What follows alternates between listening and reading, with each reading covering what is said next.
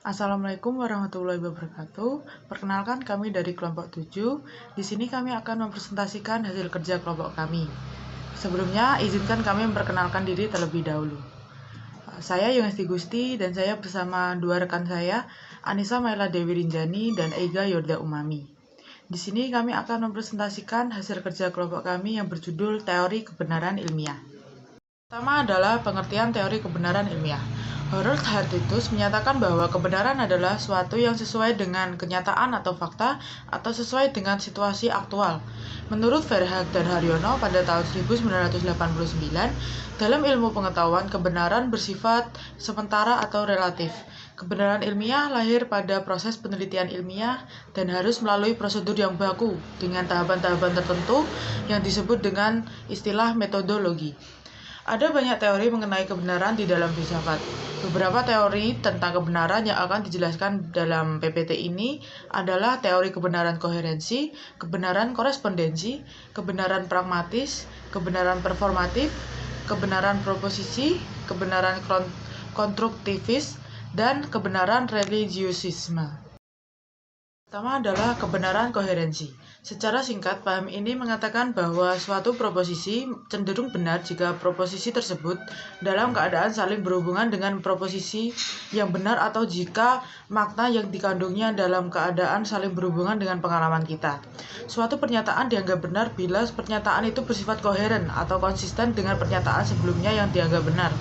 Jadi teori ini memberikan ukuran kebenaran pernyataan pada adanya hubungan antara pernyataan itu dengan pernyataan yang lain atau pengalaman sebelumnya yang diakui kebenarannya.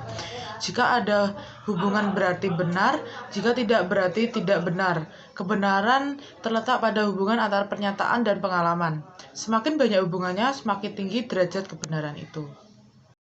Selanjutnya adalah kebenaran korespondensi. Inti dari ajaran tentang kebenaran ini adalah bahwa suatu pernyataan itu benar jika makna yang dikandungnya sungguh-sungguh merupakan halnya. Dinamakan paham korespondensi. Kebenaran atau keadaan benar berupa kesesuaian atau koresponden antara makna yang dimaksudkan oleh suatu pernyataan dengan apa yang sesungguhnya merupakan halnya, atau apa yang merupakan fakta-faktanya. Kebenaran dalam paham ini terletak pada kesesuaian hubungan antara pernyataan dengan objek yang bersifat faktual.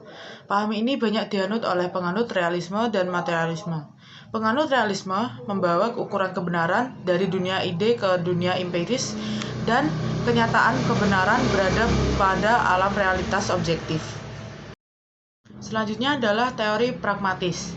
Kebenaran menurut teori ini adalah suatu pernyataan yang diukur dengan kriteria apakah pernyataan tersebut bersifat fungsional dalam kehidupan praktis, yaitu suatu pernyataan adalah benar jika pernyataan itu atau konsekuensi dari pernyataan itu mempunyai kegunaan dalam kehidupan manusia.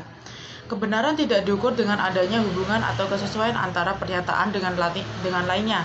Kebenaran berada pada fungsi dan kegunaannya. Benar sesuatu jika berfungsi dan berguna, tidak benar jika tidak berfungsi dan tidak berguna. Ketiga teori tentang kebenaran, koherensi, korespondensi, dan pragmatis inilah yang nampaknya dianggap paling banyak berpengaruh dalam perkembangan filsafat dan ilmu pengetahuan pada umumnya, dalam kerangka menegakkan kebenaran yang memiliki bobot ilmiah. Selanjutnya yaitu teori kebenaran performatif. Teori ini dianut oleh John Austin. Teori ini menjelaskan sesuatu dianggap benar apabila ia menciptakan kebenaran atau realitas. Pernyataan yang benar bukanlah yang mengungkapkan realitas, tetapi dengan pernyataan tersebut maka terciptalah realitas. Contohnya yaitu dengan ini saya mengangkat Anda sebagai bupati Kabupaten X. Maka dengan adanya pernyataan itu terciptalah suatu realitas, yaitu Anda diangkat sebagai bupati Kabupaten X. Teori kebenaran proposisi. Menurut teori ini, suatu pernyataan dianggap benar apabila sesuai dengan persyaratan material atau proposisi, bukan pada syarat formal proposisi. Contohnya, 6 merupakan bilangan genap. Contoh yang lain adalah 3 ditambah 3 sama dengan 6. Baik, untuk selanjutnya adalah kebenaran konstruktivisme. Konstruktivisme berasal dari kata to construct. Dalam kebenaran konstruktivisme, konsensus dijadikan sebagai landasan atas teori-teori kebenaran yang ada. Dari perspektif filsafat pendidikan, konstruktivisme merupakan upaya untuk menciptakan struktur kehidupan yang modern dan berbudaya. Contoh dari teori ini terdapat dalam suatu proses pembelajaran antara guru dengan siswa. Konstruktivisme di sini mengandung arti bahwa siswa atau siswi tidak hanya membentuk sebuah bayangan yang diajarkan oleh gurunya, namun juga akan menyaring serta mencari kebenaran dari informasi yang diberikan guru kepada mereka. Yang terakhir adalah kebenaran religiusisme. Kebenaran dapat dicari melalui filsafat, sedangkan ilmu pengetahuan pada dasarnya adalah kebenaran. Teori religiusisme ini dalam hal ini adalah kebenaran yang sumbernya berasal dari sabda Tuhan yang disampaikan lewat wahyunya. Antara agama dan filsafat itu tidak dapat dibandingkan. Filsafat didirikan atas penelitian yang menggunakan potensi manusia sebagai satu-satunya tolak ukur kebenaran, yakni akal manusia. Sedangkan agama didasarkan pada kebenaran wahyu. Tanpa kebenaran agama, manusia tidak dapat hidup dengan benar hanya berdasarkan kebenaran-kebenaran dari ilmu pengetahuan dan kebenaran filsafat saja. Baik, kesimpulannya adalah kebenaran dalam ilmu pengetahuan bersifat objektif, yaitu harus didukung oleh fakta dalam keobjektivitasannya. Teori kebenaran selalu paralel dengan teori pengetahuan yang dibangunnya, sebagaimana pengetahuan dilihat tidak secara menyeluruh tetapi hanya dari aspek atau bagian tertentu saja.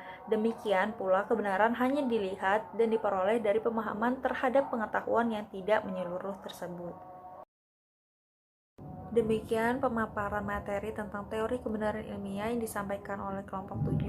Mohon maaf jika ada salah kata dalam pembuatan video ini. Terima kasih. Wassalamualaikum warahmatullahi wabarakatuh.